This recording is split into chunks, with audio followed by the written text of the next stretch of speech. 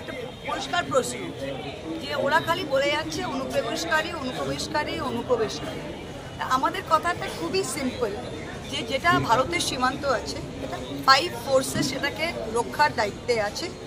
Directly সেটা স্বরাষ্ট্র মন্ত্রকের দায়িত্ব, ডিরেক্টলি সেটা স্বরাষ্ট্রমন্ত্রীর দায়িত্ব। তা প্রধানমন্ত্রী 15ই আগস্টে তিনি লালকেল্লায় দাঁড়িয়ে বলছিলেন যে অনুপ্রবেশকারী যে ভারতের যে আমাদের জনবিন্যাস সেটা জনগণ বিন্যাস সেটা নাকি বদলে যাচ্ছেন, ডেমোগ্রাফিক একটা চেঞ্জ হচ্ছে, এইসব বলছিলেন। তিনি যখন এই কথাগুলো বলছিলেন প্রথম সারিতে তার স্বরাষ্ট্রমন্ত্রী নির্লজ্জভাবে দাঁড়িয়ে হ্যাঁ হ্যাঁ করে তিনি হাততালি দিচ্ছেন। আমি জিজ্ঞেস করছি, যদি ভারতের সীমান্ত রক্ষা করার আমাদের কেউ নেই, যদি অন্য দেশের মানুষরা রোজে শয়ে শয়ে লাখে লাখে কোটি কোটিতে ঢুকে যাচ্ছে, যে আমাদের মা বোনদের উপর চোখ দিচ্ছে, আমাদের জমি কেড়ে নিচ্ছে, তা তোমার প্রথমেই তো অমিত শাহের মাথাটা কেটে তোমার টেবিলে দেওয়া উচিত। যে স্বরাষ্ট্রমন্ত্রী এবং যে স্বরাষ্ট্রমন্ত্রক দেশের বর্ডারকে রক্ষা করতে পারে না, যে প্রধানমন্ত্রী নিজেই বলছে যে বাইরে থেকে লোক এসে আমাদের মা বোনদের দিকে নাকি চোখে নজর দিচ্ছে, নাকি কি চোখ মেলাতা হিন্দিতে কি একটা বললো নাকি শব্দ, আমাদের জমি দখল করে দিয়েছে, ভাই তার দোষটা কার? দোষটা আমাদের না দোষটা আপনার? এখানে বিএসএফ তো রয়েছে, বিএসএফ তো কি আমরা বিএসএফ এর ভয় থাকি ভাই?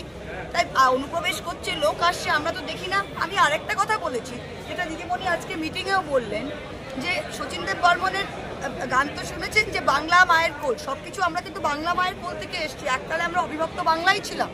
এইটা যে হয়েছে 71-এর পরে যেটা এসছে, আমাদের ভাষা এক, আমাদের মানুষ এক। এই প্রথম সরকার যেটা দেখলাম, বাংলাদেশ অনলি ফ্রেন্ডলি কান্ট্রি ছিল।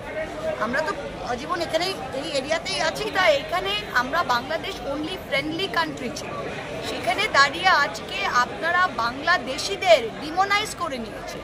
আমরা কি হয়েছে, ভারতবর্ষের প্রত্যেকটা বিজেপি নেতা এমন করছে যেন বাংলাদেশের মানুষ সবাই নাকি বদ, বাংলাদেশের মানুষ অসভ্য। কই, আমরা তো কোনোদিন এটা দেখিনি। বাংলাদেশের সরকারের সাথে কোনো প্রবলেম হতে পারে, কিন্তু বাংলাদেশের মানুষ তো আমাদের ভাই বোন। বাংলাদেশের সবার পরিবার পরিজন আছে বাংলাদেশের মানুষদের। এটা কি কথা? তা এই যে মানুষের মধ্যে সবসময় ভেদাভেদ সৃষ্টি করার, এই যে ডেমোগ্রাফিক বলছেন, এটা কি? এটা শুধু পরিষ্কার ভাষায় মুসলমানদের ধরে পেদাও, আর কিছু নয়। ডেমোগ্রাফিক যে মিশন ডেমোগ্রাফিক, এই মিশন ডেমোগ্রাফিকের মানেটা কি? মিশন ডেমোগ্রাফিক হচ্ছে হিন্দু রাষ্ট্র তৈরি করো, যেখানেই মুসলমান দেখছো, যেখানেই মাইনরিটি দেখছো, তাদের ধরে তাদের ওপর লাঞ্ছনা বঞ্চনা তাড়িয়ে দেওয়া। এটাই বাংলাদেশি করে আমরা তো দেখছি গুরগাঁও, হরিয়ানা, রাজস্থান, যেগুলো বিজেপি শাসিত রাজ্য আছে, আপনার কালীগঞ্জ থেকে আরম্ভ করে নতিডাঙ্গা থেকে আরম্ভ করে প্রত্যেকটা দিন বাঙালি ভাষায় কথা বলছো, প্লাস যদি মুসলমান হও, বাস। তাহলে ভাবতে পারছেন ঘুরিয়ে কি এনআরসি চালু করতে চাইছে? আরে ঘুরিয়ে কি এনআরসি চালু করতে পারছে? তিনি তো সিএ করেছেন।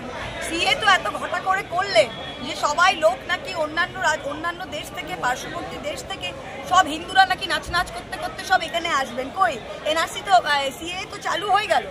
2000টা লোক পর্যন্ত ইন্ডিয়াতে এসে নথিভুক্ত হয়নি সিএ এর আন্ডারে।